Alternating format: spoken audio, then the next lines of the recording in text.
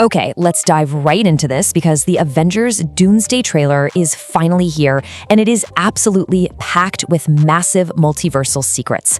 If you stick around through this whole explainer, I'm going to show you exactly how a hidden TVA badge changes literally everything we thought we knew, and why a certain time-traveling hero might just be the key to saving it all. Right, we have to start at the very beginning. The trailer kicks off at the X-Mansion, and suddenly, out of nowhere, we hear this incredibly chilling, unrecognizable voice warning that, quote, something is coming which we may not be able to deter. The sheer gravity of that line is wild. Like, we know it's Robert Downey Jr., but the pitch, the accent, it's completely different. He just lands outside Xavier's school and delivers this terrifying message directly to the heroes. And this brilliant intro perfectly frames the biggest question on everyone's mind right now. Are we looking at just an evil variant of Tony Stark? Or is he a completely new savior who just happens to have a very familiar face?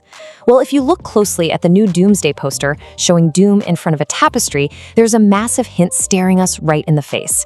It heavily mirrors those classic Madonna and child paintings, framing Doom almost like this infant messiah. See, in the comics, his mother makes a literal deal with Mephisto just to save their home, Latveria. So this frames Doom not just as some basic villain, but as someone who genuinely believes he is the sole savior of the multiverse.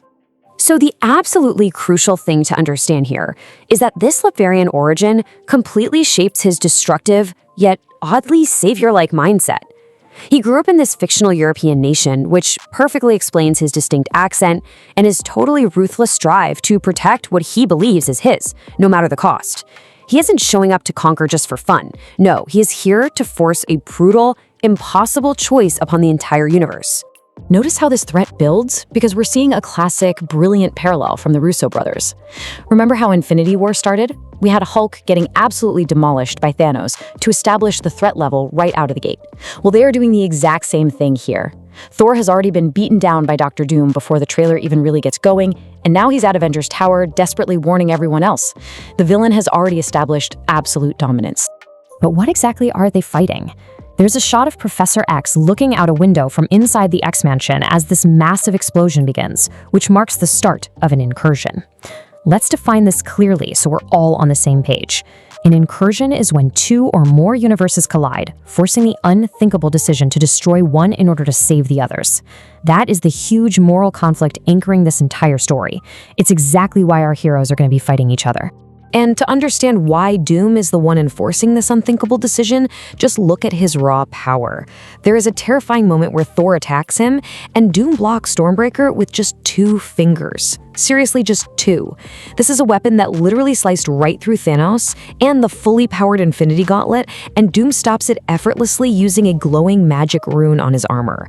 This just proves his magical superiority is completely off the charts. He's bringing that terrifying power straight into a massive 3-way multiversal war. We are not just looking at one Earth in danger anymore. We are looking at a catastrophic collision of 3 completely different planetary factions, all fighting desperately just to survive. We're dealing with a massive amount of complex comic lore colliding all at once here. On one side, we've got Earth 15, which is the X-Men and mutant universe we just spent time in during Deadpool and Wolverine.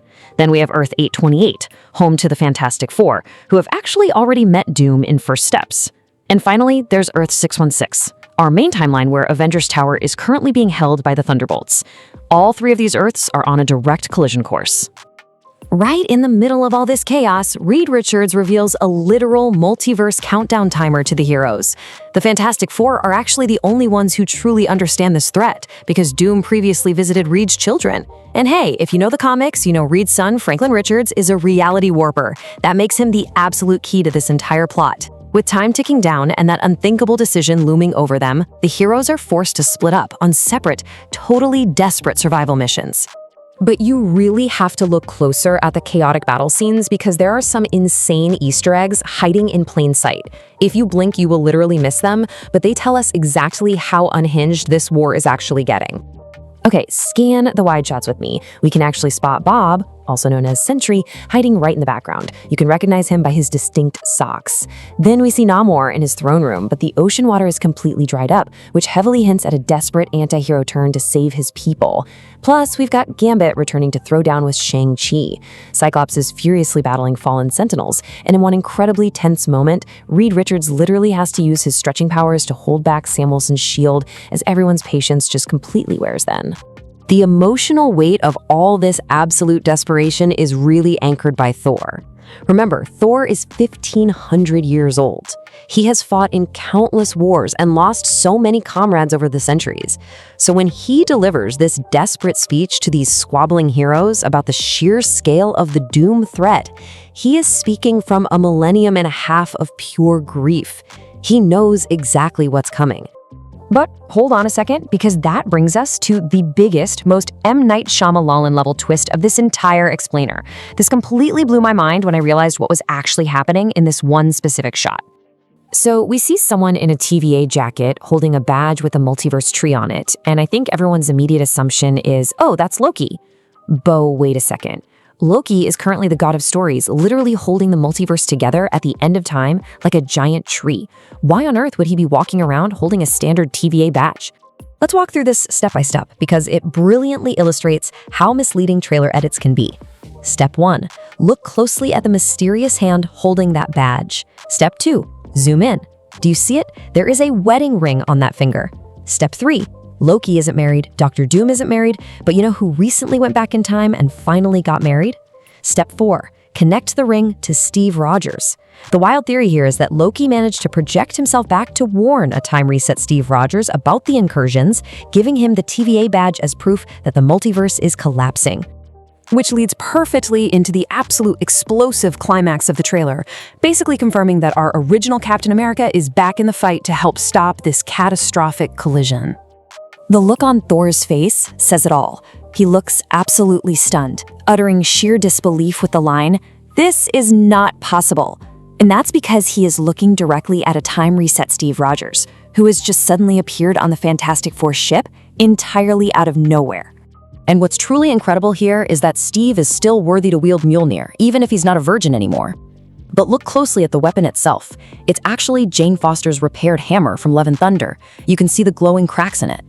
Plus, standing right behind Steve in this shot is a mysterious blonde figure, which is highly likely to be Johnny Storm, who seems to be reading Cap back to reunite with the Avengers for this ultimate showdown.